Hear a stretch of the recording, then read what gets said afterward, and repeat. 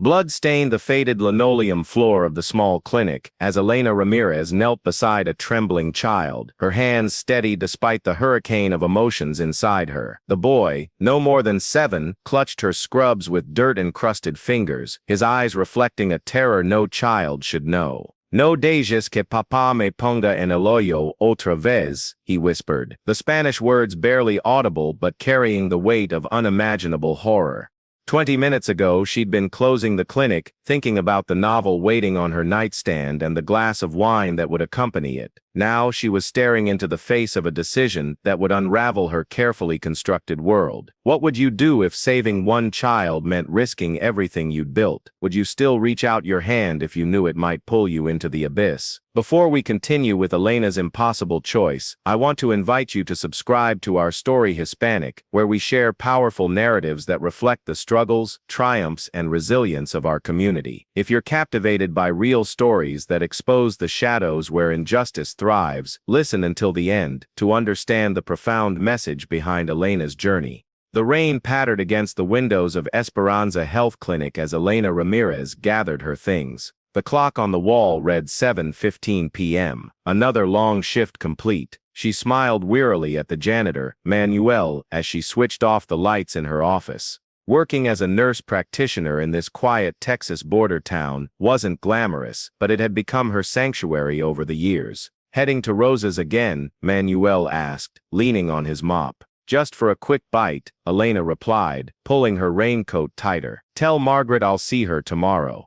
The local diner sat 2 blocks from the clinic, its neon sign casting a warm glow through the drizzle as Elena pushed through the door. The bell jingled softly, and several patrons looked up with welcoming nods, though a few older white customers averted their eyes, a subtle reminder that even after 15 years in this town, she remained an outsider to some. "There she is," Rosa called from behind the counter. The older Mexican-American woman slid a mug of hot tea across the counter before Elena even sat down. "Figured you'd need this. Weather's getting nasty out there." "You're a miracle worker," Elena said, wrapping her hands around the warm mug. The diner felt like a second home, a place where everyone knew her as the gentle-hearted nurse with the sharp mind and quick smile. What they didn't know was how empty her real home felt most nights. After a simple meal of caldo de res and fresh tortillas, Elena paid her bill and stepped back into the rain. The bus stop was 6 blocks away, and she hunched her shoulders against the downpour, her thoughts drifting to the quiet evening ahead. A glass of wine, maybe the book she'd been trying to finish for weeks. 20 minutes later, Elena unlocked her front door and shook the rain from her coat. Her modest 2-bedroom home sat on a quiet street lined with oak trees. The living room was neat and warm, decorated with understated elegance. Tasteful art on the walls mingled with colorful Mexican textiles, well-worn but quality furniture, and shelves lined with medical journals and classic novels alongside family photos from her childhood in New Mexico. She kicked off her shoes and poured herself a glass of red wine. The silence of the house wrapped around her like a familiar blanket.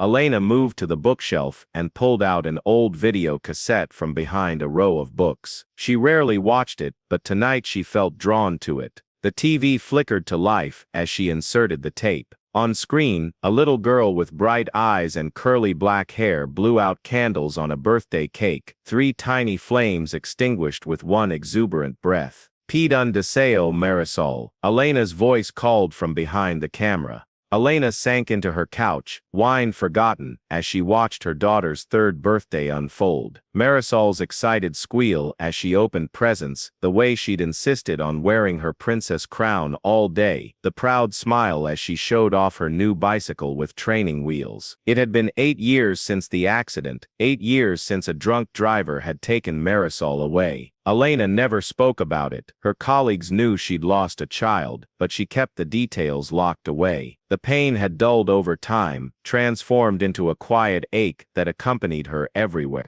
When the video ended, Elena wiped a stray tear and carefully returned the tape to its hiding place. She glanced at the clock, 9:47 p.m., too late to call her sister in Arizona, too early to go to bed. The rain continued to fall outside her window, and Elena decided to review some patient files. Work had always been her sanctuary. If she couldn't save her own daughter, at least she could help other children. An hour later, Elena glanced up from her paper. The rain had intensified, drumming against the roof. She stretched and decided to call it a night, gathering her things to prepare for bed. That's when her phone rang. The hospital administrator needed her to come in early tomorrow. A colleague had called in sick, and they were short-staffed. Elena agreed without hesitation. Sleep was often elusive anyway. After hanging up, she realized she'd left her umbrella at the clinic. Tomorrow morning would be miserable without it, especially if the rain continued. She glanced at the clock, still only 11:15.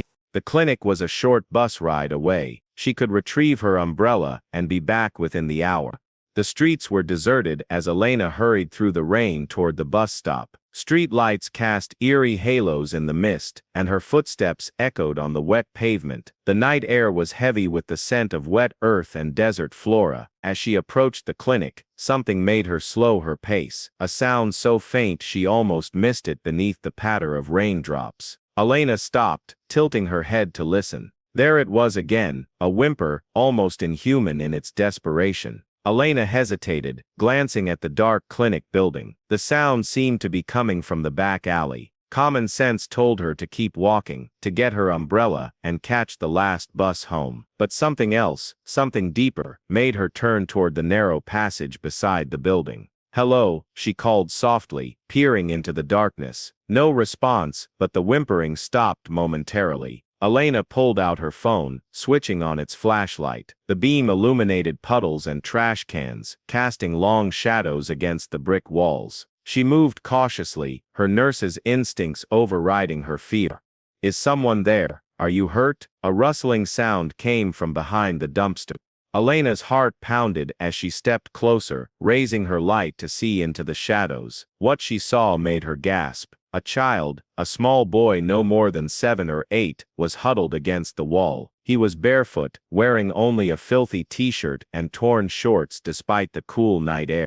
His pale skin was covered in dirt and bruises, his dark hair matted with grime. He stared at her with wide, terrified eyes, pressing himself further into the corner as her light fell upon him. "Oh my God," Elena whispered, immediately crouching down to appear less threatening. "Honey, are you okay? What are you doing out here?" The boy didn't respond. He just watched her with those haunted eyes, shivering violently. "I'm not going to hurt you," Elena said gently, the way she spoke to frightened children at the clinic. "My name is Elena. I'm a nurse. Can you tell me your name?" For a long moment, the boy remained silent. Then, so quietly she almost didn't hear it.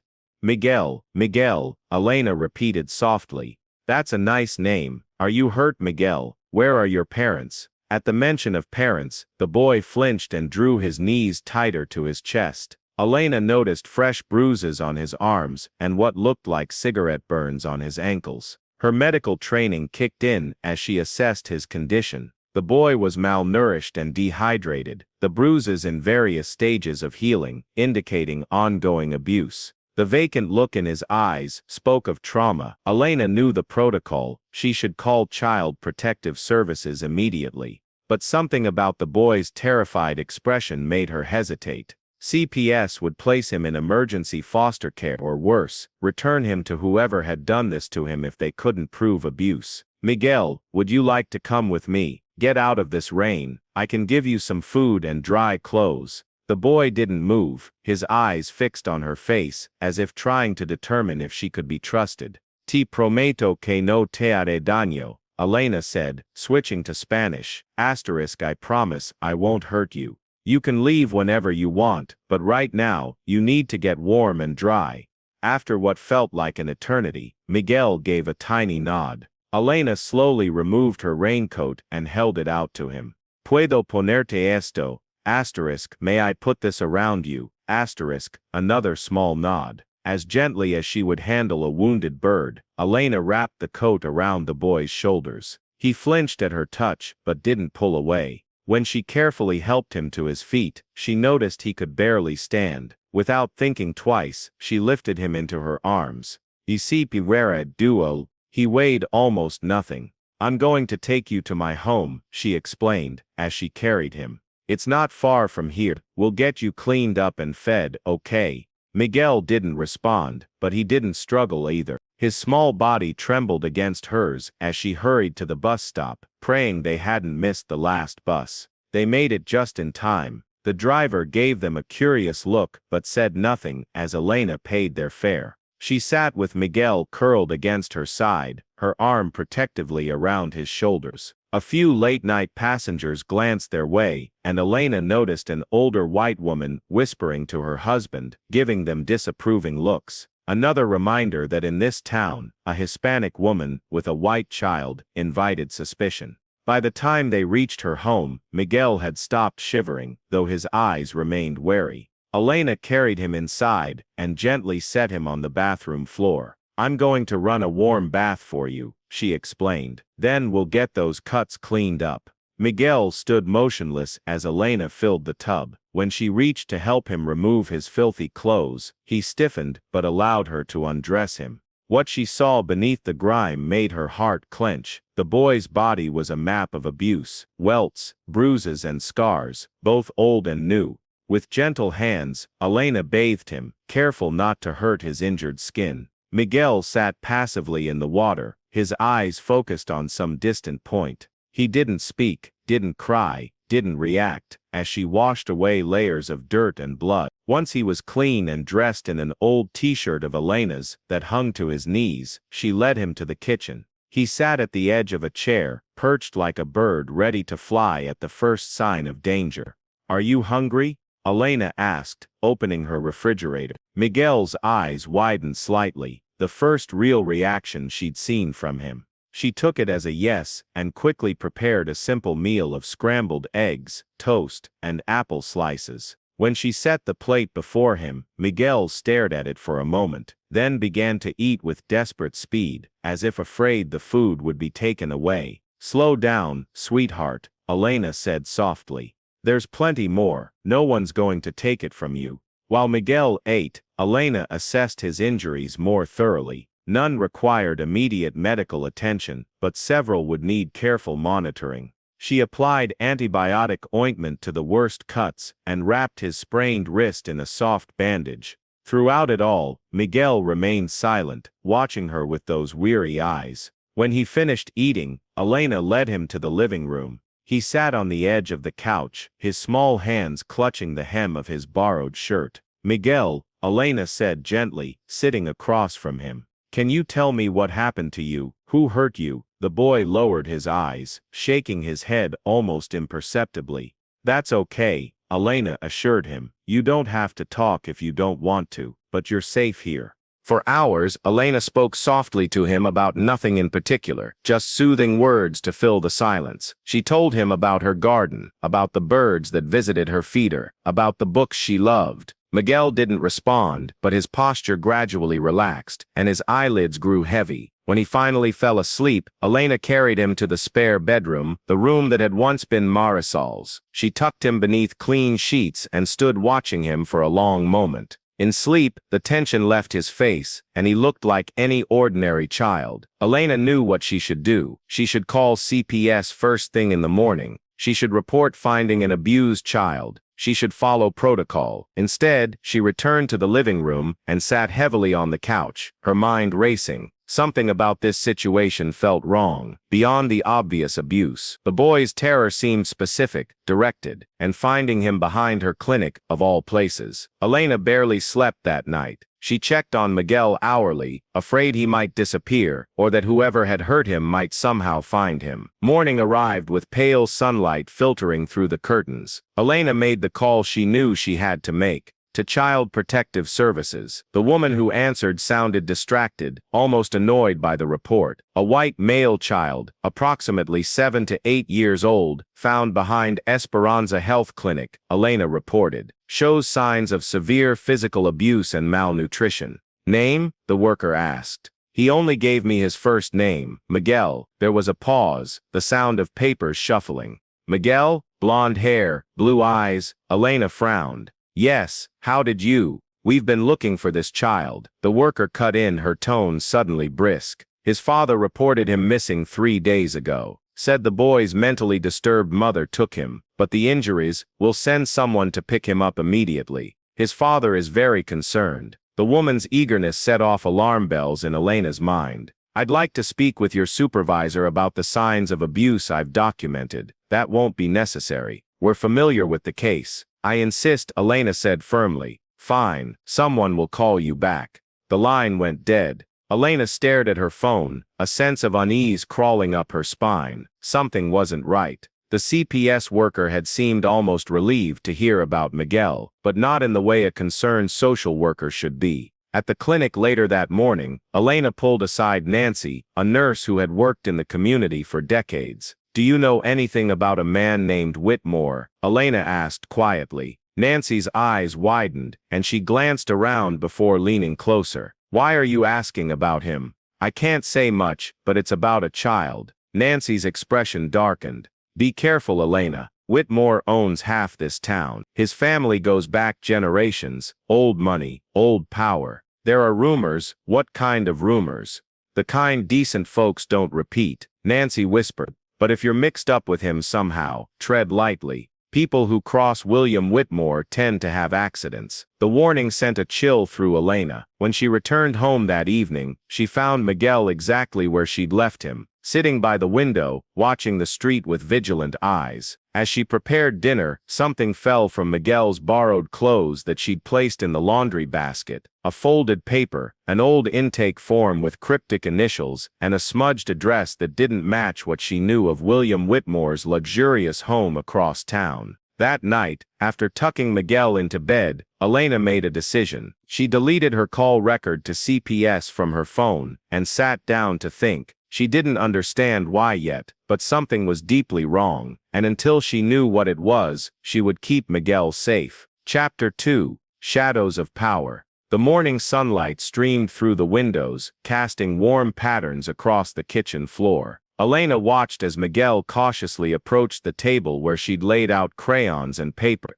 The boy had slept through the night without nightmares, a small victory that gave her hope. Would you like to draw something? She asked, keeping her voice light. Miguel didn't respond verbally, but he picked up a crayon and began to make marks on the paper. Elena busied herself with washing dishes, giving him space while keeping him in her peripheral vision. After several minutes, she glanced over to see what he was drawing. Her breath caught in her throat. The picture showed a house, not the cheerful square with a triangle roof that most children draw, but a looming structure with bars on one window. Stick figures populated the scene, several with cruel X's drawn over their mouths. That's very detailed, Miguel, Elena said carefully. Is that your house? Miguel continued drawing without looking up, adding a small stick figure huddled in what appeared to be a dark square beneath the house. Who's that? Elena asked, pointing to the figure. For the first time, Miguel spoke unprompted. Me, he whispered. When I'm bad. Elena felt her stomach twist. She wanted to ask more, but the boy had already retreated back into silence, focused intently on his drawing, as if it was the only thing that mattered. Later that afternoon, Elena called Javier Mendoza, a close friend who had served as a military investigator before returning to civilian life. They met at a coffee shop 3 towns over where Elena was unlikely to be recognized. Javier listened without interruption as Elena explained the situation, his dark eyes serious beneath heavy brows. At 42, he carried himself with the quiet confidence of a man who had seen the worst of humanity and chosen to fight it anyway. You realize you could lose your license for this, he said, when she finished. Failing to report child abuse properly, harboring a minor. I did report it, Elena countered. But something's wrong, Javier. The way that CPS worker reacted, it was like she already knew who Miguel was before I described him. Javier nodded slowly. I'll poke around, but quietly. Whitmore is not someone you want to cross openly. Thank you, Elena said, squeezing his hand gratefully. In the meantime, keep your head down. Don't tell anyone else about the boy. For the next 2 days, Elena maintained her normal routine, going to work while a retired neighbor she trusted watched Miguel, believing him to be her cousin's child, visiting from out of town. Each evening, she tried to coax more information from the boy, but Miguel remained largely silent, communicating mostly through his increasingly disturbing drawings. On the third day, Javier called. "Found something interesting," he said without preamble. William Whitmore filed a missing person report on his wife, Isabella, 6 months ago. Claimed she kidnapped their son during a custody dispute.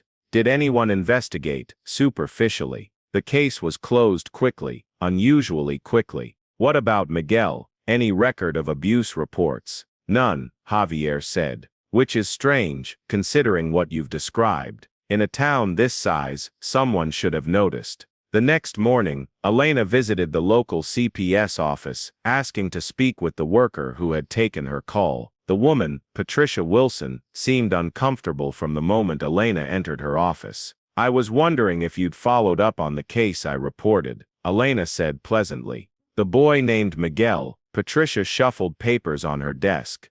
"That case has been assigned. We're working to reunite the child with his father. Without investigating the signs of abuse, Miss Ramirez," Patricia said stiffly, "we take all allegations seriously, but in this case, we have reason to believe the injuries were inflicted by the non-custodial parent, the mother." "I'd like to see those reports," Elena pressed. "I'm not at liberty to discuss case details." Patricia stood abruptly. "Now, if you'll excuse me, I have another appointment." Elena left the office more convinced than ever that something was wrong. She called Javier from her car. "Can you look into property records?" she asked. "Specifically, any transfers involving Patricia Wilson from CPS or her family." 2 hours later, Javier texted her, "Found it. Real estate deed, and Whitmore's name. Transferred to Wilson's brother 6 months ago. Keep your doors locked tonight." That evening, Elena sat watching Miguel as he methodically arranged blocks on the floor. He seemed marginally more relaxed, occasionally glancing up to ensure she was still there.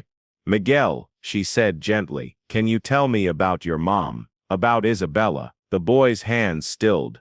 For a long moment, he said nothing. Then, so softly she had to lean forward to hear, "Mommy had to go away. She said the bad men would hurt her." "What bad men, Miguel?"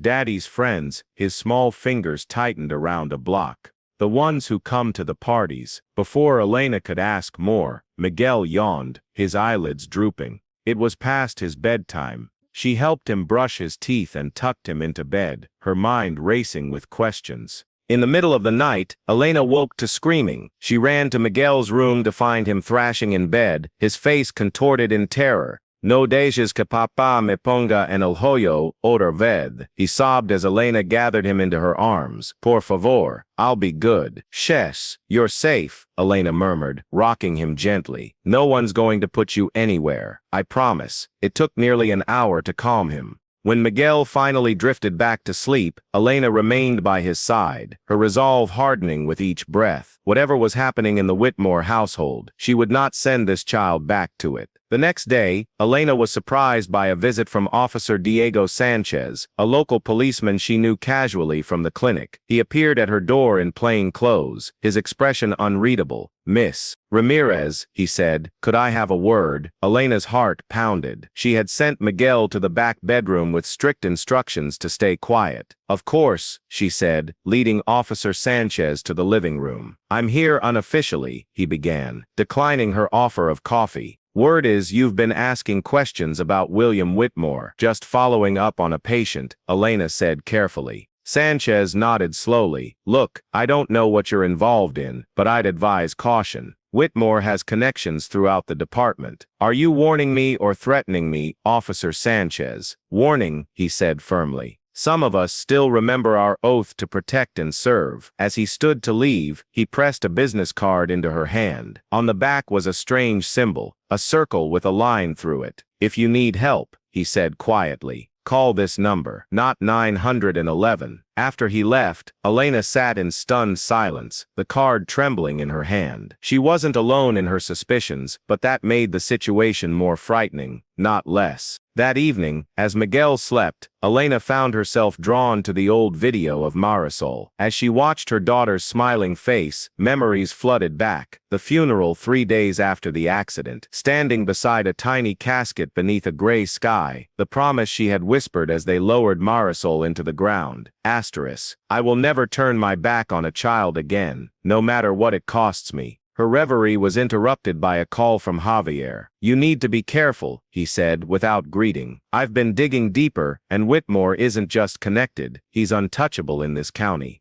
Judge Patterson, Sheriff Monroe, half the city council, they're all in his pocket. What about Officer Sanchez, one of the few good ones, from what I hear? But he can't protect you if things go sideways. What should I do? Javier's voice was grim. If I were you, I'd leave town tonight. Take the boy and go somewhere Whitmore can't reach. I can't just run, Elena protested. What about my job, my home? What about your life? Javier countered. And the boys? This isn't a game, Elena. After they hung up, Elena paced her living room, weighing her options. Running would mean admitting guilt, and it might not even keep Miguel safe in the long run. There had to be another way. The television in the corner caught her attention. A breaking news bulletin. Elena turned up the volume and froze. On screen, William Whitmore stood at a podium, his handsome face grave with concern. I want to thank Child Protective Services for their tireless work in trying to locate my son, he said, his voice breaking convincingly. Miguel was taken from our home by his mother, who has a history of mental instability. We recently learned that a local woman named Elena Ramirez may be harboring my son illegally. If you're watching this, Miss Ramirez, please do the right thing. Miguel needs his father. The camera cut to a family photo of William, a beautiful Latina woman, and a younger Miguel, all smiling, the perfect image of a happy family. Then back to William, a tear rolling down his cheek as he pleaded for his son's return. Elena sank onto the couch, her hand over her mouth. In one calculated move, Whitmore had branded her a criminal and himself a victim. The war had begun, and he had fired the first shot. Chapter 3. The Price of Silence. The exclusive Oakwood Club sat at the edge of town, its wrought iron gates and stone walls keeping the outside world at bay. Inside the mahogany-paneled main hall, William Whitmore swirled amber liquid in a crystal tumbler, his relaxed posture betraying none of the rage simmering beneath his polished exterior. Across from him sat Andrew Harris, a man whose impeccable tailoring and easy smile concealed a ruthless efficiency. At 45, Harris had built a reputation for solving complicated problems discreetly, without leaving evidence. I appreciate you meeting on short notice, William said, his voice carrying the smooth confidence of old money. This situation requires special handling. Harris's expression remained neutral as he sipped his drink. You understand my services aren't cheap. Money isn't the issue. I need results. Tell me about the target. William slid a manila folder across the table. Inside was a surveillance photo of Elena leaving her clinic, along with detailed personal information. Elena Ramirez, nurse practitioner, lives alone, no immediate family nearby. She's taken something that belongs to me. Harris glanced at the photo. The boy mentioned in the news. Yes, my son. William's jaw tightened momentarily before he regained his composure. I need him returned. Quietly. The woman is becoming problematic. And the mother, Isabella, wasn't it? A flash of something dark crossed William's face. That's not your concern. Harris closed the folder and leaned back in his leather chair. Double my usual fee and complete silence afterward. No bragging to your club friends about how you handled this. No loose ends. Agreed. William extended his hand. How soon can you start? I already have. Harris's smile never reached his eyes as they shook hands. The next morning, Elena answered a knock at her front door to find a middle-aged man in a utility company uniform. He held up an ID badge with a reassuring smile. Morning, ma'am. Power company. We've had reports of voltage fluctuations in the neighborhood. Need to check your fuse box, if you don't mind. Elena hesitated. She'd sent Miguel to the backyard with his breakfast out of sight. Can't it wait? I'm heading to work soon. Won't take but 2 minutes, the man, Harris, assured her. Otherwise, I'd have to come back with a formal notice, and that's a whole lot of paperwork for both of us. His easy manner and official-looking clipboard lowered Elena's guard. All right, but please make it quick. Elena led him to the utility room and waited as he inspected the fuse box, watching his every move. True to his word, the inspection took only minutes. Everything looks good here, Harris said, closing the metal panel. Sorry to trouble you, Miss Ramirez. No trouble, Elena replied politely, escorting him to the door. As Harris walked back to his unmarked van, his smile vanished. Beneath his clipboard, he held a tiny electronic device, a listening bug he'd placed inside her fuse box when she'd glanced away. Now he would hear everything. Later that day, as Elena prepared lunch, Miguel approached her with tentative steps. 3 days of safety had begun to soften the constant fear in his eyes. Are you hungry? Elena asked, placing a sandwich on the table. Miguel nodded, climbing onto the chair. After a few bites, he spoke unprompted, a rare occurrence that made Elena pause. I had a hiding place, he said softly, his eyes on his plate. Back home, Elena kept her voice casual, afraid of shutting down this precious moment of openness. Oh, where was your hiding place? Behind the big chair in the library. There's a loose wall part. I'd go there when Daddy drank the red bottle. That was smart of you, Elena said, fighting to keep the sadness from her voice. Finding a safe place. It wasn't always safe enough, Miguel whispered, and fell silent again. That evening, Elena made a decision. She needed to get Miguel's story documented by someone with credibility, someone who could help bring his father to justice. She remembered Carmen Soto, an investigative journalist who had written a series of exposés on child protection failures in neighboring counties. Using a prepaid phone, Elena sent an anonymous message to Carmen's professional email, providing just enough details to pique the reporter's interest without revealing Miguel's location. Meanwhile, Javier had been following William Whitmore's financial trail. In his small apartment, surrounded by printouts and a corkboard covered in notes, he noticed a pattern. Damn, he muttered, connecting more strings between photos. Monthly payments from Whitmore's shell companies had been flowing to multiple recipients in CPS and local law enforcement for years. He picked up his secure phone, the one he used only for sensitive conversations, and called Elena. It's bigger than we thought, he told her. Whitmore's been paying officials for years. Judge Patterson, 2 deputies, at least 3 people in CPS. Any sign of what they're covering up? Elena asked, her voice low as she watched Miguel drawing in the living room. Not yet, but these aren't small payments, Elena. Whatever Whitmore's into, it's worth a lot to keep it quiet. Across town, Harris had begun establishing himself in Elena's neighborhood, posing as a handyman doing odd jobs. He chatted with Mrs. Henderson next door. New to the area, the elderly woman asked as he repaired her fence. Just picked up a contract with a property management company, Harris explained with practiced ease. Lots of work in this neighborhood. That lady next door, she live alone. Elena, such a dear, works at the clinic, always helping people. Mrs. Henderson leaned closer. Though lately, she's had company. A friend staying with her, I think. Harris's hands stilled momentarily. Boyfriend? Oh, I wouldn't know about that. Name's Javier something. Very protective of her. That evening as Miguel slept, Elena found a new drawing on the coffee table. Unlike his previous pictures of the house with bars, this one showed a stick figure with dark curly hair, clearly meant to be Elena, holding hands with a smaller figure. In the background, watching from a window, was a tall, menacing figure. Elena's blood ran cold. She showed the picture to Javier when he arrived. He knows his father is looking for him, Javier said grimly. How could he know that? Elena asked. Kids sense things, or maybe he overheard the TV. Javier studied the drawing. We need to move faster. This isn't just about abuse anymore.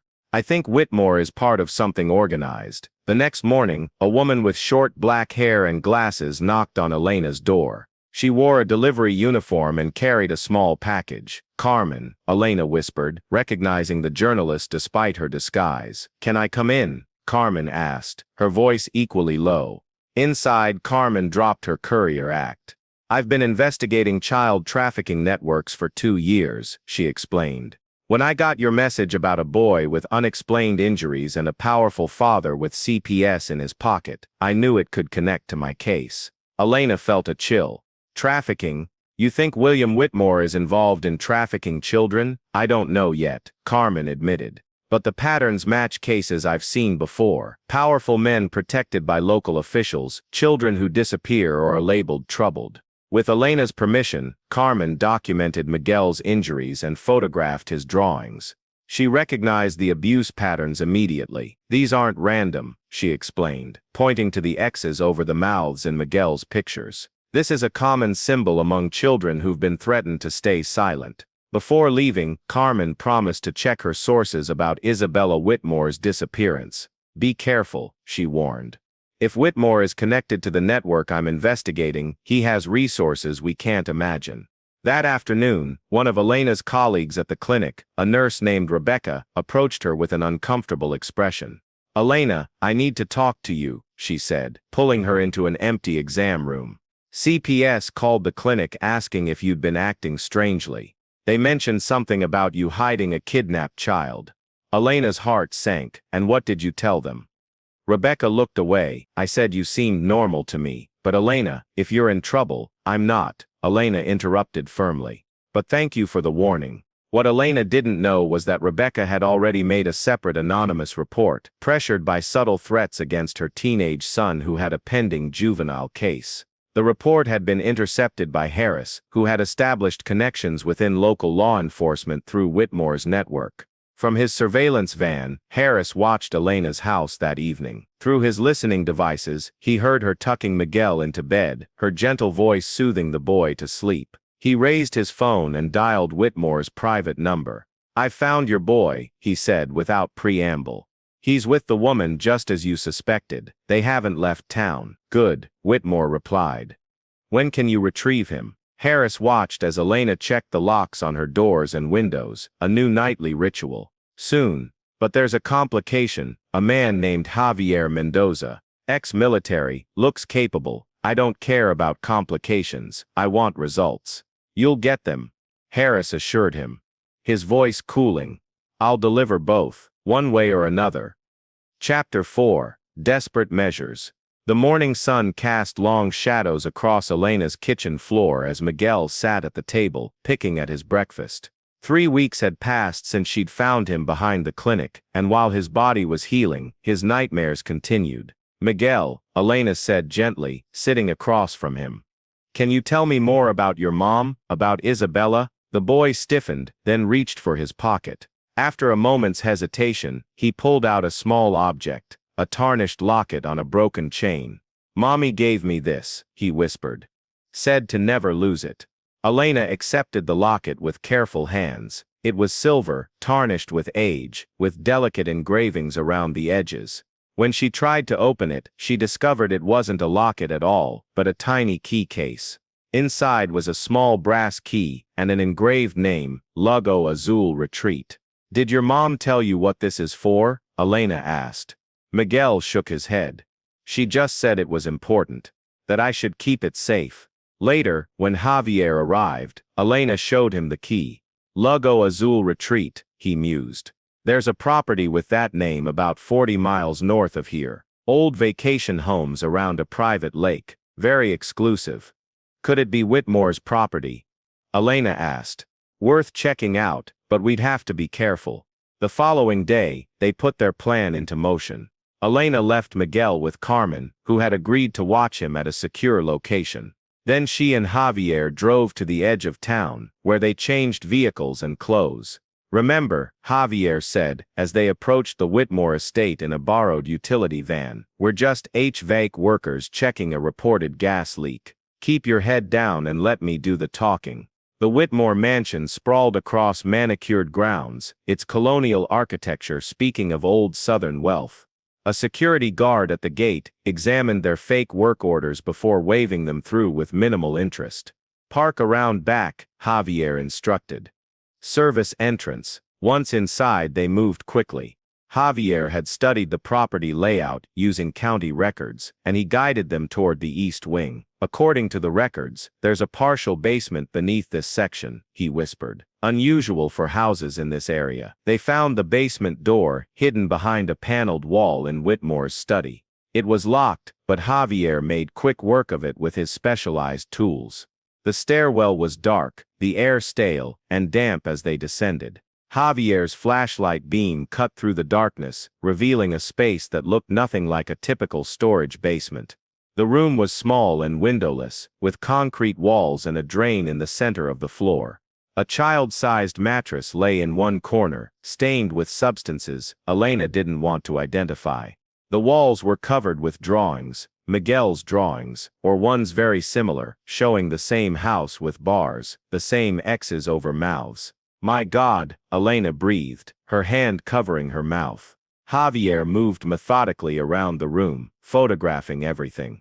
Look at this, he said, pointing to scratch marks on the wall beside the mattress. Someone was counting days. In a hidden drawer beneath a workbench, Elena found a wooden box. Inside were photographs. Dozens of them. Most showed Whitmore with various political figures at fundraisers and galas, but one caught her eye. It was older than the others, faded around the edges. Two young women stood together at what appeared to be a college campus protest, arms linked, smiling defiantly at the camera.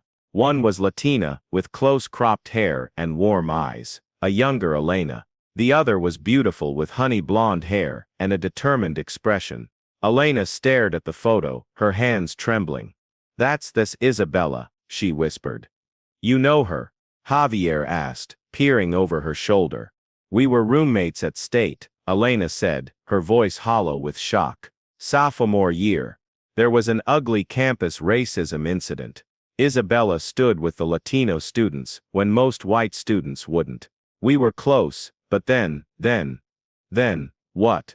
There was a misunderstanding. I thought she betrayed my trust. We stopped speaking. Elena shook her head, memories flooding back. I never knew what happened to her after graduation. And now, Javier finished, her son ends up behind your clinic. That's not coincidence, Elena realized. She must have been trying to get Miguel to me. A noise upstairs cut their conversation short. Someone had entered the study above them. We need to go, Javier whispered, grabbing Elena's arm.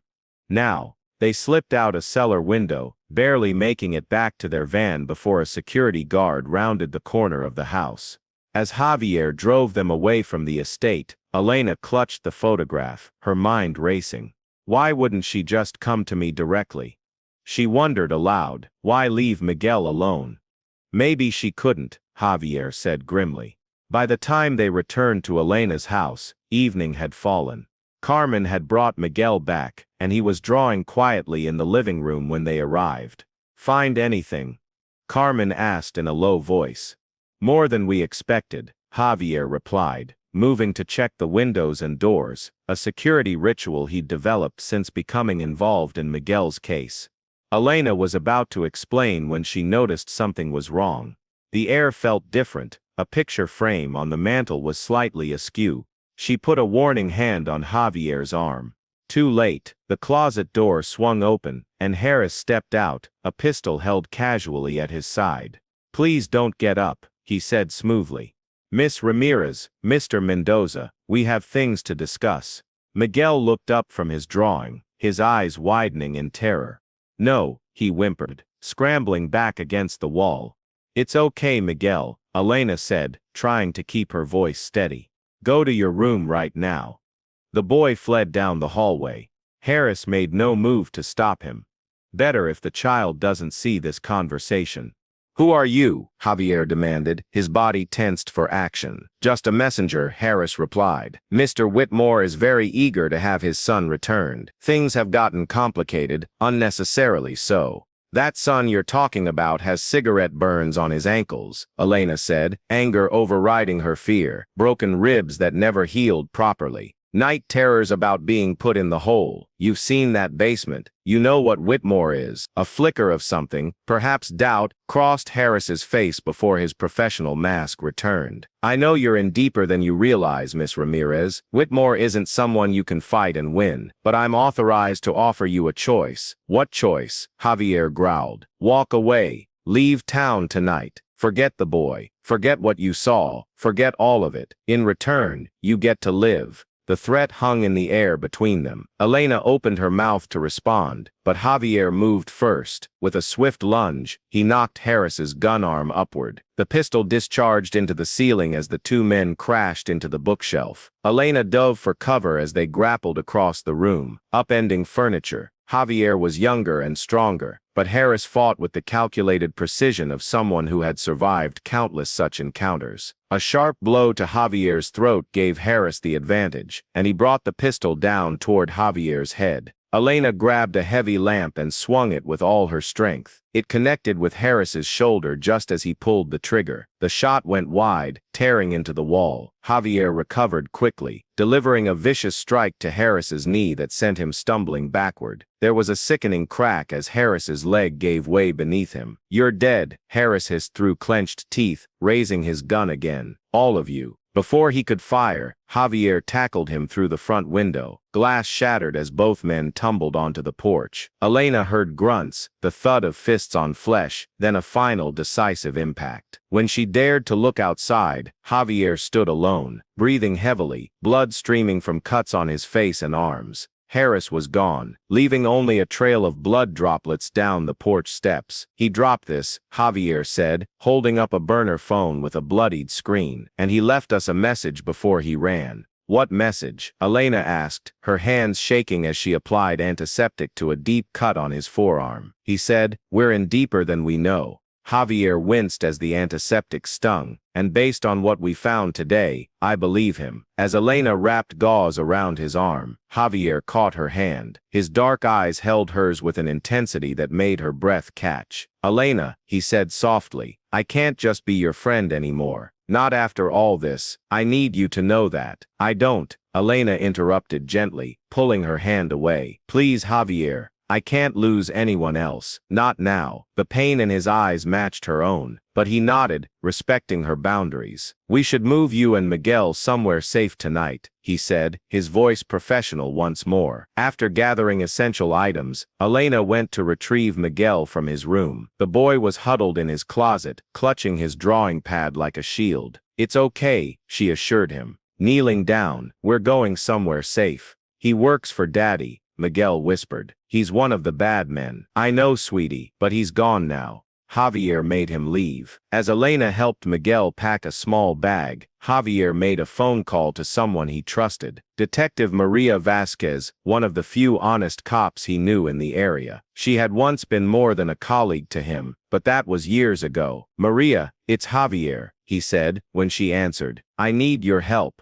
It's about William Whitmore. A long pause followed. Whitmore, she finally said. You don't mess around, do you? What have you gotten yourself into? Something ugly. Can we meet somewhere private? The old boathouse. 1 hour. Come alone. Before they left, Miguel tugged at Elena's sleeve. His small face was solemn as he looked up at her. What happened to Mommy? He asked. Elena knelt to his level, the photograph of her and Isabella heavy in her pocket. We're going to find out, she promised. Together. As they loaded the car, Javier entered the coordinates from the locket into his GPS. The screen showed a location deep in the woods surrounding Lago Azul Retreat. Whatever answers we're looking for, he said, I think we'll find them there. Elena glanced at the darkened houses around them, suddenly feeling exposed. Somewhere in the shadows, Harris was nursing his wounds and planning his next move. And behind him stood William Whitmore, a man willing to do anything to keep his secrets buried. She helped Miguel into the back seat, then took one last look at the home she might never see again. The war had escalated, and there was no turning back now. Chapter 5.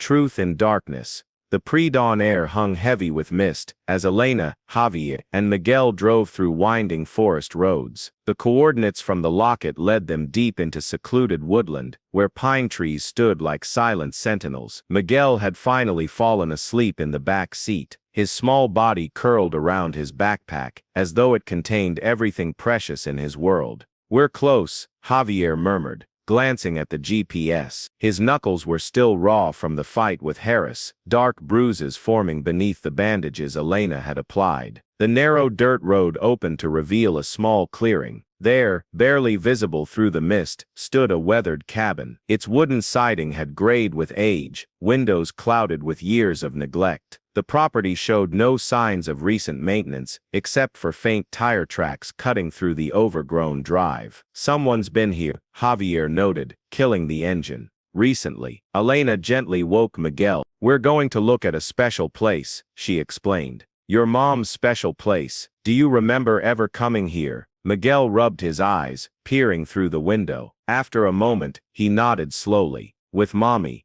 Before, Javier did a perimeter check while Elena and Miguel waited in the car. When he returned, his expression was grim. "No signs of anyone now, but the lock's been tampered with. We should be careful." At the front door, Elena removed the tarnished key from the locket. It slid into the lock with surprising ease, turning with a heavy click that echoed in the morning stillness. The door swung open on protesting hinges, revealing a space frozen in time. Dust motes swirled in the shafts of light penetrating the grimy windows. A musty scent of abandonment hung in the air, mixed with the sharper tang of recent intrusion. "Footprints mark the dusty floor," Javier whispered. Large prints that led to drawers left partly open, shelves hastily searched. Someone was looking for something but didn't try very hard to cover their tracks. Miguel clung to Elena's hand as they entered, his eyes wide as he took in the surroundings. The main room held simple furnishings: a worn sofa, a wooden table with mismatched chairs, shelves lined with paperbacks and old board games. A stone fireplace dominated one wall, cold ashes still in the grate. "Anything seem familiar, Miguel?" Elena asked gently. The boy pointed to a faded quilt thrown over the back of the sofa. "Mommy's blanket," he said. "For story time." Javier moved methodically through the cabin, checking each room with professional thoroughness. In the small kitchenette, he examined a desk pushed against the wall. "Locked," he muttered, inspecting the single drawer. Elena knelt beside him. "Let me try the key." It didn't fit. Javier examined the lock more closely. "This isn't original to the desk," he said. "Newer." Someone added it. While Javier worked on the lock, Elena explored the bedroom with Miguel. A queen-sized bed with a sagging mattress took up most of the space, flanked by a nightstand and a pine dresser. Taped to the wall above the bed were children's drawings, colorful scenes of animals and trees, signed in wobbly letters. "Did you make these?" Elena asked. Miguel nodded, reaching up to touch one. "When I was little, before Daddy got mad." In the dresser, Elena found women's clothing, simple practical items for a life away from scrutiny. In the bottom drawer, wrapped in a sweater, was a portable cassette player with headphones and a tape labeled, "For Elena." Her hands trembled as she pressed play. Through the tiny speaker came a voice she hadn't heard in over a decade. "Elena," Isabella's voice began, tired but determined. "If you're hearing this, then something's happened to me, and someone found my message. I pray it's you." A pause, a shaky breath. "I'm sorry for how things ended between us. I've regretted it every day, but I need your help now. William isn't who he pretends to be. He's dangerous, not just to me, but to others. There are children." Her voice broke. "I've gathered evidence. It's hidden here, where he'd never look. I tried to get away, to bring Miguel somewhere safe. If you're listening to this, please protect my son. You were always the strongest person I knew, the bravest." Elena pressed stop, tears blurring her vision. Miguel watched her with solemn understanding beyond his years. "We found it," Javier called from the main room. Inside the desk drawer was a collection of journals, handwritten in Isabella's neat script, and a stack of mini cassettes, similar to the one Elena had just played. While Javier began examining the journals, Miguel tugged at Elena's sleeve. "The hiding place," he whispered, leading her to the kitchen pantry. At first Elena saw nothing unusual, just shelves with dusty canned goods and cooking supplies. But Miguel pointed to the floor. "There," he said. "That's where Mommy hid." Looking closer, Elena noticed a subtle difference in the floorboards. When she pressed on one edge, a section lifted, revealing a storage space beneath. Inside lay a metal lockbox, a flashlight, and a sleeping bag folded into a tight bundle. "She put me in here once," Miguel said quietly. "Said not to come out no matter what I heard." Elena lifted the lockbox, surprisingly heavy for its size. Inside was a stack of legal documents, property deeds, bank statements, and pages of handwritten notes detailing payments and transactions. "Oh my God," Elena whispered as she flipped through the papers. "Javier, look at this." The documents revealed a tangled web of shell companies, property transfers, and coded entries. Isabella had meticulously documented William's activities, creating a paper trail of corruption and abuse. In a hollowed-out book titled Silenced Motherhood, Elena discovered a flash drive labeled Backup. She passed it to Javier, who connected it to his laptop. "Photos," he said grimly as images appeared on screen. "Transaction records and Jesus. Children." The flash drive contained evidence of what appeared to be a trafficking operation. Children moved through various safe houses owned by Williams' companies. Names of wealthy clients, dates, and locations formed a sickening pattern. Among it all was documentation of bribes paid to officials who looked the other way. This is why she ran, Elena realized. Not just to escape him, but to expose this. Outside, a twig snapped in the forest. Javier immediately closed the laptop and moved to the window, hand on his gun. "We need to go," he said quietly. "Now pack everything, all the evidence." As they gathered the materials, Miguel suddenly began to tremble, sitting heavily on the floor. "Miguel," Elena knelt beside him. "What's wrong?" "I remember," he whispered, rocking slightly. "Daddy and Mommy fighting, loud noise." He clutched his ears. "Mommy screaming, then quiet, so quiet." Elena pulled him close, her heart breaking as she realized what he was describing. "It's okay," she soothed, though they both knew it wasn't. "You're safe now." Javier packed the car while Elena comforted Miguel. As they prepared to leave, Elena's phone rang. "Detective Maria Vasquez. I've been looking at the files you sent," Maria said without preamble. "This is bigger than anything I've seen. I'm opening a federal case, but quietly. It'll take time, and Whitmore may move against you before we can build a proper case." "Found more evidence," Elena told her. "A lot more. Get it to me and stay hidden." As they drove away from the lake house, Javier spotted movement in his rearview mirror, a shadowy figure watching from among the trees. When he pulled over to investigate, the figure was gone, but a piece of paper fluttered from a tree branch. It was a child's drawing showing Elena hanging from a tree, a clear threat. "He's found us," Javier said grimly, showing Elena the drawing. "Somehow he's tracking us." Miguel huddled deeper into his seat, eyes wide with renewed terror. "The bad men always find you," he whispered. "Daddy said so." As they drove through the gathering darkness, Elena held the flash drive containing evidence of William's crimes. It felt impossibly small to contain such monstrous truths, and impossibly heavy with the responsibility it represented. Whatever happened next, there was no turning back. Chapter 6. Into the light. 2 days after discovering the lake house, Elena returned to town in careful disguise, her hair tucked beneath a black wig, sunglasses hiding her eyes. She moved through the crowded shopping center with deliberate anonymity. To any observer, she was just another Latina mother running errands. Miguel remained with Javier at a motel 30 miles away, beyond the reach of William's local influence. Detective Maria Vasquez had arranged the meeting at this public location, safer than any private space that might be watched. "Right on time," Maria commented as Elena slid into the booth across from her. The detective's weathered face betrayed no emotion, but her eyes held a sharpness that missed nothing. "Were you followed?" Maria asked, stirring her coffee. "I switched cars twice and took the bus the last mile," Elena replied. "Just like you said." Maria nodded approvingly. "I've sent what you already gave me to a trusted federal contact. They're moving carefully. Whitmore has connections in some federal offices too. But this," she tapped the flash drive Elena had just passed to her. "This could change everything." Across town, William Whitmore stood before a mirror in his mansion, adjusting his silk tie with practiced precision. Tonight was his annual gala fundraiser for the Children's Future Foundation, his most public display of philanthropic concern for the welfare of children. The irony was not lost on him. His phone buzzed with a message from his lawyer. 6 board members want to distance themselves. Damage control needed. William's jaw tightened momentarily before his face smoothed into its habitual mask of confidence. The leaks had already begun to hurt him. Not enough to cause real damage, but enough to make the weak ones nervous. He picked up his phone and made a call. Tell Jackson and Reynolds I need to speak with them before the gala. Remind them about their daughter's college admissions. That evening, the ballroom of the Grand Hotel glittered with wealth and influence. William worked the room masterfully, shaking hands and accepting praise for his charitable work. No one would guess that behind his smile, rage simmered.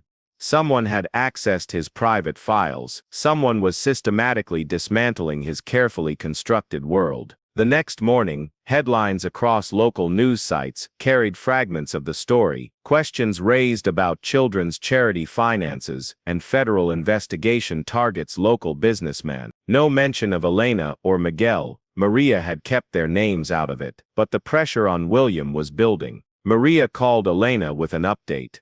Your friend Javier has been arrested, she said without preamble. What? How? Deputy Hargrove picked him up on assault charges, claims he attacked Andrew Harris. It's fabricated, but they're holding him without bail. Hargrove works for Whitmore. We need to get him out, Elena insisted. I'm working on it, but you need to be more careful than ever.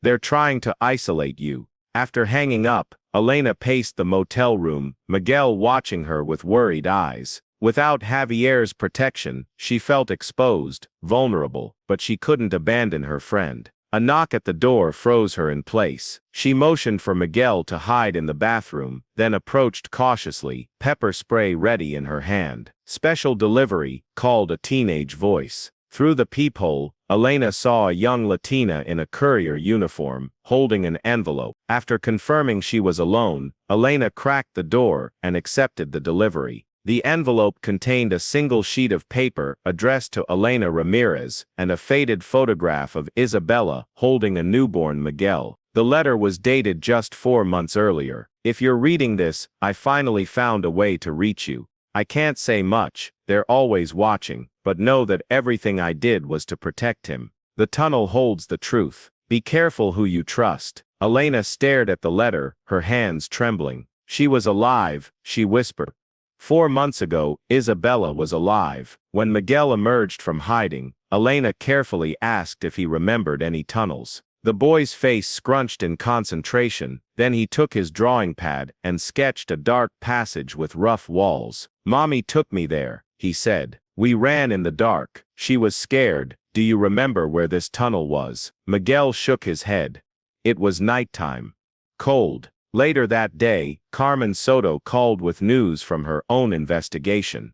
I've been tracking the backgrounds of kids who came through Whitmore's system, she explained. Found something interesting. 8 of them attended the same charter school, Esperanza Academy. It's severely underfunded, but gets regular donations from Whitmore's foundation. A recruiting ground, Elena realized. Exactly, vulnerable kids, financial leverage over the school. Perfect pipeline. The next development came unexpectedly. Elena received a text from an unknown number. Need to meet about the boy. I've seen the tape. Despite every instinct warning against it, Elena arranged a meeting in a public park, leaving Miguel with Carmen. To her shock, the person waiting on the bench was Andrew Harris, his face bruised, leg in a brace from his fight with Javier. I should kill you, he said without preamble. Would make my life simpler. Then why are we talking? Elena kept her distance, one hand in her pocket, where she held a stun gun Maria had given her. Because I have standards, Harris's voice was flat. I've done many things for money, but what's on that tape from the lake house? Trafficking children, crosses a line. Didn't seem to bother you before. I didn't know the details. Whitmore hired me to retrieve his son, simple job. Then I heard Isabella's recording. Elena studied him, looking for deception. Why tell me this? Whitmore put a $100,000 bounty on the boy, paid on delivery, no questions asked. Every mercenary in 3 states is looking for him. Harris leaned forward. I want out of this mess, but Whitmore doesn't let people walk away. So you want protection? I want Whitmore taken down, for my own survival. He handed her a phone. Everything I know about his operation is on there. Names, dates, locations. Before Elena could respond, Harris stood abruptly. We're being watched. North side of the park, blue sedan. He limped away without another word, vanishing into the crowd. That night, as Elena reviewed Harris's information with Carmen, an explosion rocked the neighborhood. Through the motel window, they saw flames billowing from a house 3 blocks away, Maria Vasquez's house. That night, as Elena reviewed Harris's information with Carmen, an explosion rocked the neighborhood. Through the motel window, they saw flames billowing from a house 3 blocks away, Maria Vasquez's house. Minutes later, armed men stormed their motel room. Federal agents, shouted a woman at the front of the group. Detective Vasquez sent us. There's been an attempt on her life, and we have credible threats against you. Within minutes, Elena, Miguel and Carmen were whisked into armored vehicles and driven to a safe house outside the county line. There they learned that Maria had survived the bombing but was in critical condition. She managed to send a full dossier to federal authorities before the attack. We've been building a case in secret for weeks, the lead agent explained. Dozens of arrests are happening right now, but William Whitmore wasn't among them. Somehow, he'd vanished just hours before the warrants were served. In the following days, Elena faced an impossible choice. The federal investigation was moving forward, but with Whitmore still at large, Miguel remained in grave danger. Every day in protective custody was a day confined, a continuation of the boy's trauma.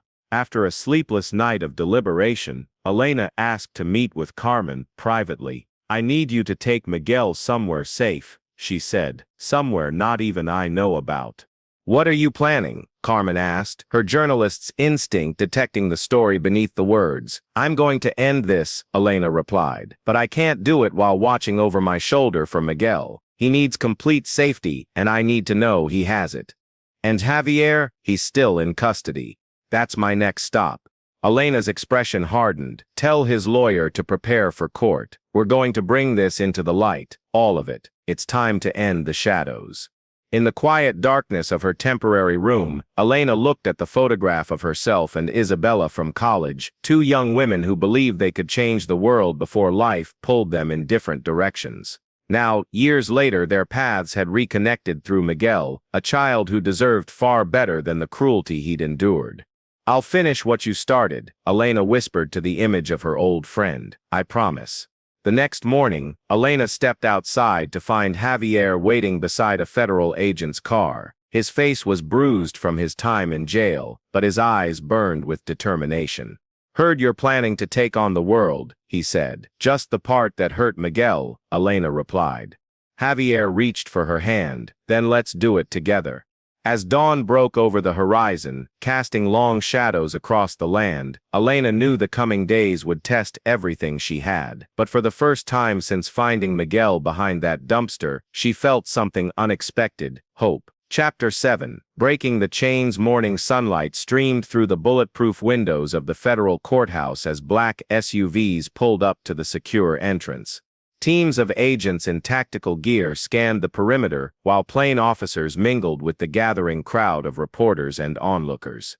Inside one of the vehicles, Elena smoothed down her conservative navy dress, trying to calm her racing heart. 8 weeks had passed since the night Maria Vasquez's house was bombed. 8 weeks of safe houses, depositions, and constant vigilance. You ready for this? Javier asked from the seat beside her. His hand found hers warm and steady. As ready as I'll ever be, Elena replied, squeezing his fingers briefly before releasing them. The courthouse steps seemed to stretch endlessly as they ascended, flanked by federal marshals. News cameras tracked their progress, reporters shouting questions that blended into white noise. Elena kept her eyes forward, her back straight. This moment wasn't about her, it was about justice for Miguel and countless other children. Inside the marble-floored lobby, U.S. Attorney Gabriela Morales waited to greet them. Her tailored suit and severe bob projected authority, but her eyes held genuine compassion. The indictments came through this morning, she told them quietly. 27 defendants, including 2 CPS workers, Sheriff Monroe, Judge Patterson, and 4 other local officials. The FBI froze Whitmore's domestic accounts an hour ago. And William? Elena asked. Morales's expression tightened, still no sign of him. Facial recognition picked him up at airports in 3 different countries last week, all false leads. We believe he's using doubles to distract us. He won't stop trying to find Miguel. Javier looked grim. Which is why security remains at maximum, Morales assured them. The safe house location is known only to Director Chambers and myself. Even I don't know which agents are guarding him. The conversation paused as a door opened down the hall. Maria Vasquez appeared, walking with a slight limp, a permanent reminder of the bombing that had nearly killed her. Since being released from the hospital, she had become the lead detective coordinating between local and federal agencies. They're ready for Miguel's statement, she announced. In a private chamber equipped with video conferencing technology, Miguel sat beside Carmen. The boy looked different than when Elena had first found him. Healthier, his dark hair neatly trimmed, his eyes less haunted. He wore a child-sized button-down shirt and khaki pants that made him look older than his 8 years. Remember, Carmen told him gently, you only have to answer the questions they ask. If you get scared or confused, just say so. Miguel nodded solemnly. When he spotted Elena on the screen, his face brightened momentarily. Hi, he said softly. Hi, sweetheart, Elena replied, wishing she could reach through the screen and hug him. You're being so brave. The judge entered the sealed courtroom, and the proceedings began. Miguel's testimony was conducted via closed-circuit video to spare him the trauma of facing the defendants. His drawings, meticulously preserved and catalogued, became evidence, along with the medical documentation of his injuries and Elena's detailed records of his care. When asked about the hole in the basement, Miguel's voice grew small but remained steady. That's where Daddy put me when I was bad, he explained. Or when people came to visit, sometimes for a long time, and what would happen during these visits. The prosecutor asked carefully. I couldn't see, but I could hear. Miguel paused, his face troubled. Crying, kids crying. By the time his testimony concluded, there wasn't a dry eye among the court personnel. Even the court reporter had to pause to compose herself. The federal judge thanked Miguel for his bravery, and the boy was escorted back to the safe house, where a child psychologist waited to help him process the experience. Outside the courtroom, Javier wrapped an arm around Elena's shoulders. You okay? She nodded, blinking back tears. I just want this to be over, for him to have a normal life. One step at a time, Javier said gently. We've got convictions to secure first. The trial proceedings moved forward with remarkable speed for a federal case. Bail was denied for all defendants given the flight risk and the severity of the charges. Prosecution witnesses included former employees of Whitmore's foundation, parents of missing children, and financial experts who had traced the money trail through various shell companies. 3 days into the proceedings, Javier was released from his protective detail to testify about the evidence found at the Whitmore estate and in the lake house. His military background and clear, precise testimony made him an excellent witness, unshakable under cross-examination. Mr. Mendoza, the defense attorney asked with calculated skepticism, isn't it true that you entered Mr. Whitmore's property illegally, without a warrant? I entered at the request of Elena Ramirez, who believed a child was in imminent danger, Javier replied calmly. The Fourth Amendment has clear exceptions for exigent circumstances where human life is at risk. As Javier stepped down from the witness stand, he caught Elena's eye and gave her a reassuring nod. That evening they met in the secured hotel where witnesses were being housed. You were amazing in there, Elena told him as they shared a quiet dinner in her room. Javier shrugged modestly. Just told the truth. Still she hesitated, then continued, I've been thinking about what you said that night at my house, about not just being friends anymore. His expression softened. Elena, you don't have to, I want to, she interrupted. When this is over, when Miguel is safe, I'd like to see where this could go. I mean. Javier's smile was worth every moment of fear and uncertainty she'd endured. I'd like that too, he said simply. Their moment was interrupted by an urgent knock. Maria Vasquez entered, her face grave. "We have a situation," she announced.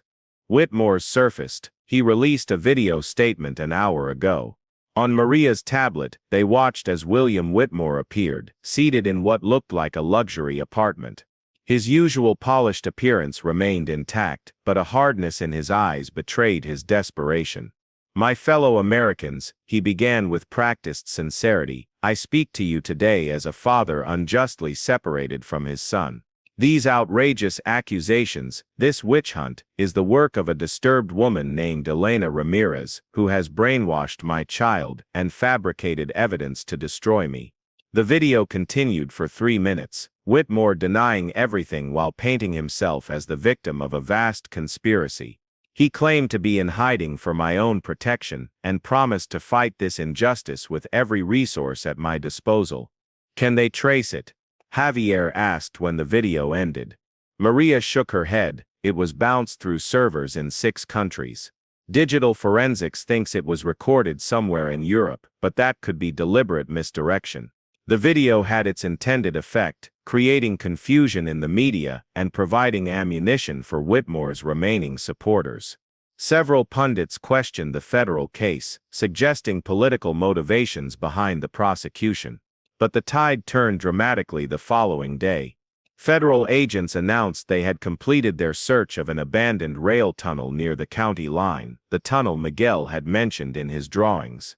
Deep within its darkened passages, they discovered a hidden chamber that contained skeletal remains, a necklace identified as belonging to Isabella Whitmore, and evidence of long-term captivity. Forensic analysis confirms the remains are those of Isabella Whitmore. U.S. Attorney Morales announced to the packed courtroom, cause of death was a gunshot wound to the base of the skull, execution style. Time of death is estimated at approximately 9 months ago. Elena closed her eyes briefly, grief washing over her. Isabella had been alive all this time, hiding, fighting, trying to protect her son, only to be murdered months before Elena found Miguel.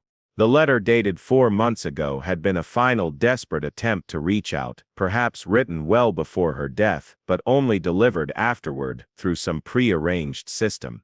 The discovery in the tunnel silenced many of Whitmore's defenders. Public opinion shifted dramatically as details emerged about Isabella's final months, hiding with Miguel, gathering evidence, trying to expose her husband's crimes while staying alive long enough to secure her son's safety. Then came the most unexpected development of all. During the morning session a week into the trial, the courtroom doors opened, and Andrew Harris walked in. The professional fixer moved with the same confident grace, despite his healing leg, his expression revealing nothing as he approached the prosecutor. "I'd like to testify," he announced, loud enough for everyone to hear. After a brief recess to confer with the unexpected witness, U.S. Attorney Morales called Harris to the stand. The courtroom fell silent as he was sworn in. "Mr. Harris, what was your professional relationship with William Whitmore?" Morales asked.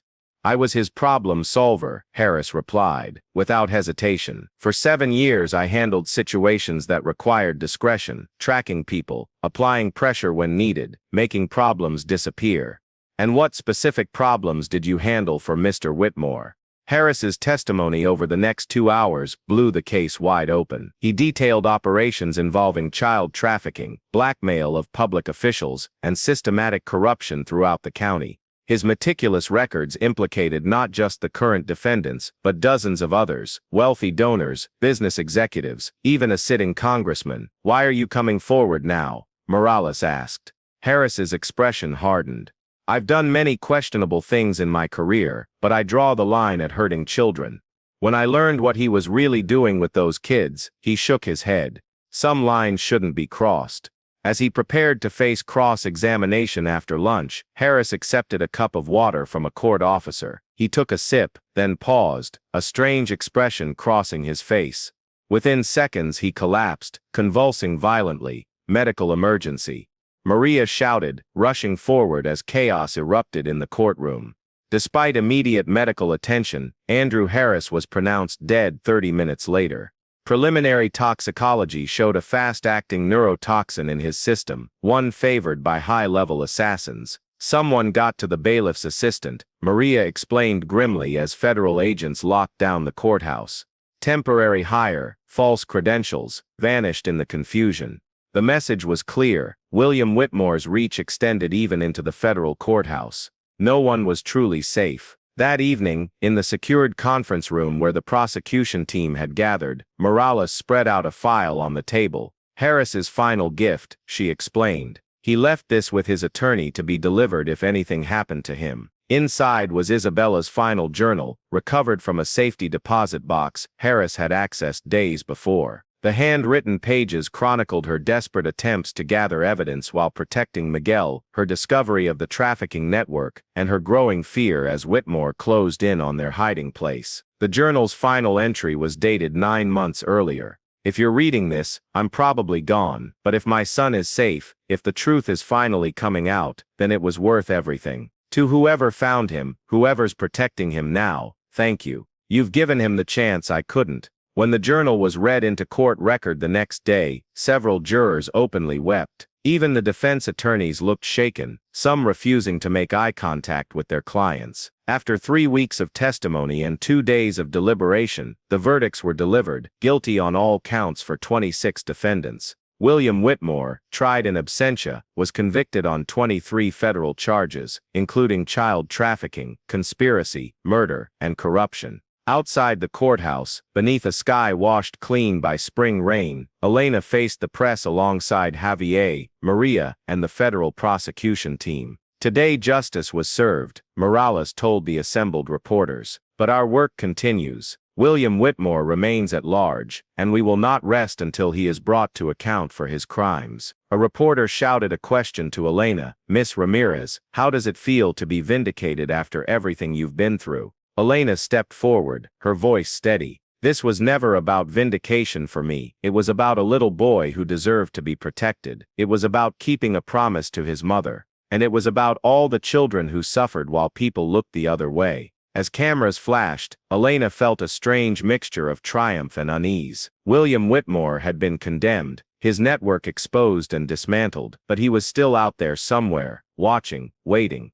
The shadow of his threat still loomed over Miguel's future. It's not over, Javier said quietly, as they walked away from the podium. No, Elena agreed, her hand finding his. But it's a beginning. Epilogue: New horizons, golden afternoon light, filtered through tall windows, casting warm patterns across polished hardwood floors. Children's laughter echoed down the hallway of what had once been an abandoned school building, and was now the Nueva Esperanza Recovery Center for traumatized children. 5 years had transformed both the building and the lives within it. Where broken windows and graffiti once marred the walls, colorful murals now depicted scenes of hope and healing. Classrooms had become therapy spaces, art studios, and safe places for children to rebuild their sense of security. In her office overlooking the playground, Elena Mendoza reviewed the quarterly reports with quiet satisfaction. From an emergency shelter for 3 displaced children, the center had grown to serve over 60 young clients in various programs. State funding had been supplemented by private donations and grants, allowing them to hire specialized therapists and expand their facilities. A knock at her door broke her concentration. Javier's tall frame filled the doorway, his smile as warm as it had been on their wedding day 2 years earlier. The self-defense class is wrapping up, he announced.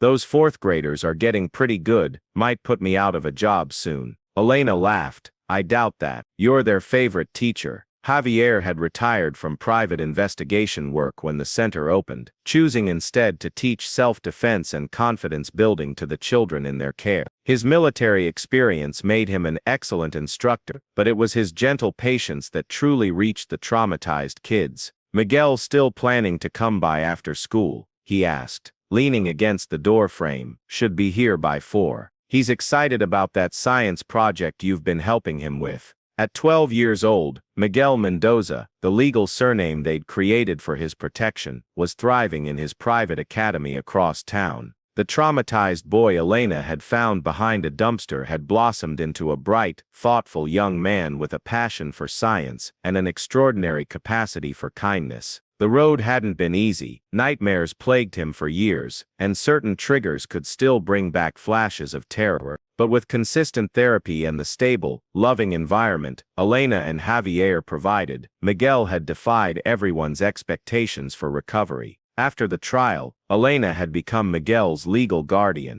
The adoption process was completed on his 9th birthday, a day marked by cake, presents, and happy tears as he officially became part of their family. Though they'd moved to a new house in a gated community with excellent security, they remained vigilant. William Whitmore had never been found. Later that afternoon, Elena worked in her garden while waiting for Miguel's return from school. The raised beds of vegetables and herbs had become her sanctuary, a place to reconnect with life's simple rhythms after days spent helping children process complex trauma. The doorbell's chime pulled her from her thoughts. Checking her watch, she frowned slightly. Too early for Miguel, who always texted when he was on his way. Removing her gardening gloves, she walked through the house, automatically checking the security panel before approaching the front door. Through the peephole, she saw a man she didn't recognize, mid-40s, well-dressed in a gray suit, holding what appeared to be an old wooden box. His posture was non-threatening, but caution had become second nature to Elena. She activated the doorbell camera's two-way communication system. "May I help you?" she asked. The man looked up at the camera.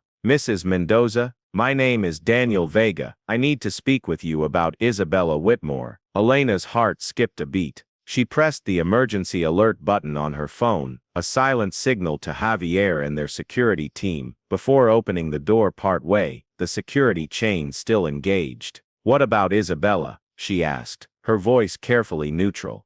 "May I come in? This isn't a conversation for your doorstep. I'm afraid I'll need more information first." Daniel nodded, understanding her caution. "I'm Isabella's brother. I've been searching for her and Miguel for years. I only recently discovered what happened." He held up the wooden box. "She wanted you to have this if anything happened to her." After a thorough ID check and security sweep, Elena allowed Daniel into their living room. Javier arrived within minutes, positioning himself protectively nearby, as Daniel placed the wooden box on the coffee table. "I was working overseas when Isabella first contacted me about William," Daniel explained. "By the time I returned to the States, she'd already gone into hiding. We communicated through dead drops and encrypted messages, never directly. I was trying to help her build a case against him from the outside." "Why didn't you come forward during the trial?" Javier asked, his tone skeptical. "I was following Isabella's explicit instructions. She made me promise to stay hidden, to be the backup plan if everything failed." Daniel's eyes reflected years of guilt and grief. "I was in deep cover in Central America when she was killed. I didn't even know until the case made international news." "And you've been looking for us since then?"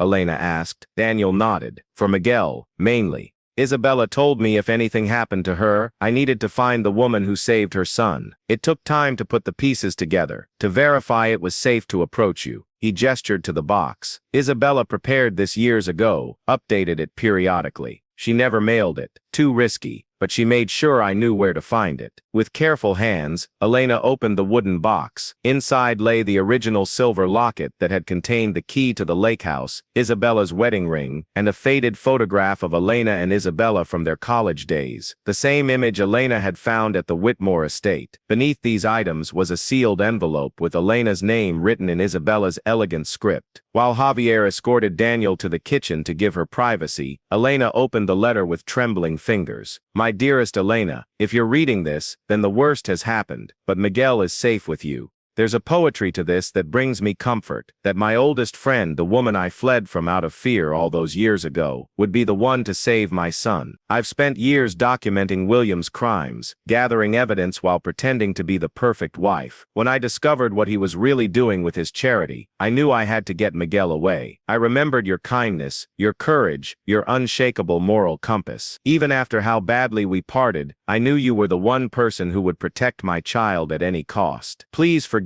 me for the past and for placing this burden on you. Know that in my darkest moments, it was the memory of your friendship that gave me strength. Tell Miguel I loved him more than life itself. Tell him his mother tried to be brave. With eternal gratitude and love, Isabella. Tears streamed down Elena's face as she finished reading. The letter answered questions that had haunted her for years, filled gaps in a story she'd pieced together from fragments. Isabella had chosen her specifically, trusting her with what mattered most. The sound of the front door opening announced Miguel's return from school. Hastily wiping her eyes, Elena placed the letter back in the box as the boy bounded into the living room, his backpack slung over one shoulder. "Hey, sorry Miguel stopped short, noticing the stranger in the kitchen and the emotion on Elena's face. "What's going on?" Daniel turned at the sound of Miguel's voice, his expression a mixture of shock and wonder. "You look just like her," he said softly. Miguel glanced at Elena questioningly.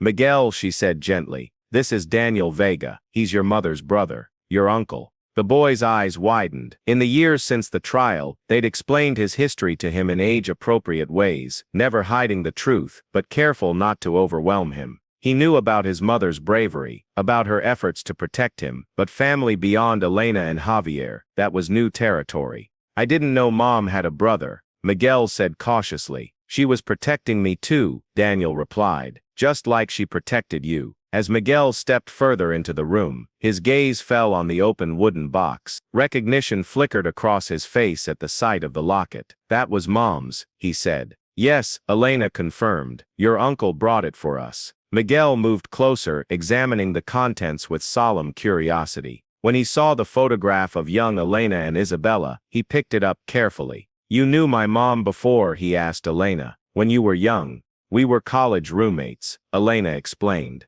"Best friends once upon a time." The boy absorbed this information with remarkable composure. Then, looking directly at Elena, he asked the question that had clearly been building in him for some time. "Can I call you Mom now?" For real, the question caught Elena off guard. Though she'd been his legal mother for years, they'd maintained the gentle distinction in names. She was Elena, not Mom, out of respect for Isabella's memory. Tears welled in her eyes again, as she pulled him into a hug. "Of course you can, sweetheart, if that's what you want." Javier moved to join them, placing a hand on Miguel's shoulder. The three of them stood together, a family forged not by blood, but by choice, by struggle, by love that had endured the darkest of shadows. Later, after dinner with Daniel and lengthy conversations about Isabella, happy stories from her childhood that filled in pieces of Miguel's heritage, they showed him to the guest room. Tomorrow would bring more questions, more stories, more healing. As Elena tucked Miguel into bed, he asked one final question. "Do you think she knows that I'm okay now?" Elena smoothed his hair back from his forehead, the gesture as natural as breathing after years of comforting him. "I believe she does," she said softly. "And I think she'd be incredibly proud of the person you're becoming." After Miguel fell asleep, Elena stood at the window of their living room, gazing out at the quiet street. Javier joined her, wrapping his arms around her waist from behind. "You okay?" he asked, resting his chin on her shoulder. "Better than okay," she replied. "Just thinking about how far we've come." In the distance, news played quietly on the television. An international report about an American man who had died in a boating accident off the coast of Colombia. Facial recognition software had tentatively identified him as William Whitmore, though confirmation was pending. After 5 years of searching, it seemed an anticlimactic end to their nightmare, if it was truly him at all. But Elena wasn't focused on William Whitmore anymore. She had stopped allowing him to occupy space in her thoughts years ago. Instead, she leaned back against Javier's strong chest, grateful for the life they had built from the ashes of tragedy. As evening deepened into night, Elena checked on Miguel one last time. The boy slept peacefully, Isabella's letter resting on his nightstand where he had asked to keep it.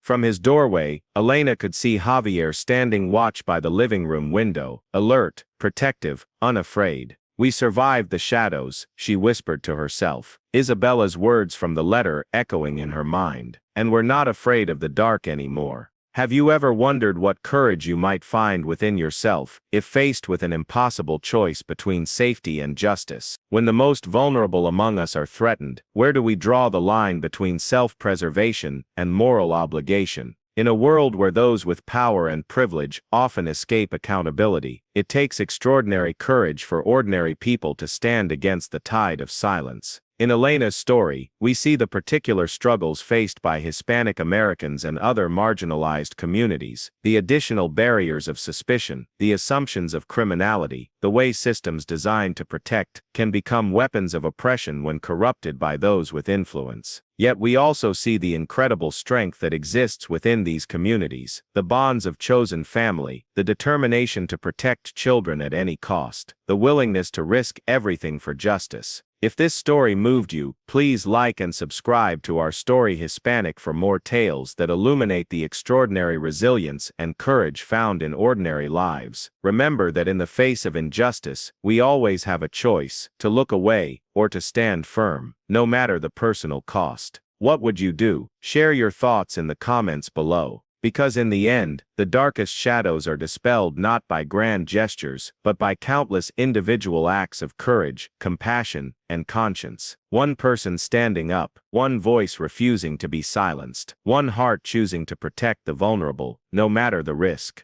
That's how light returns to the world.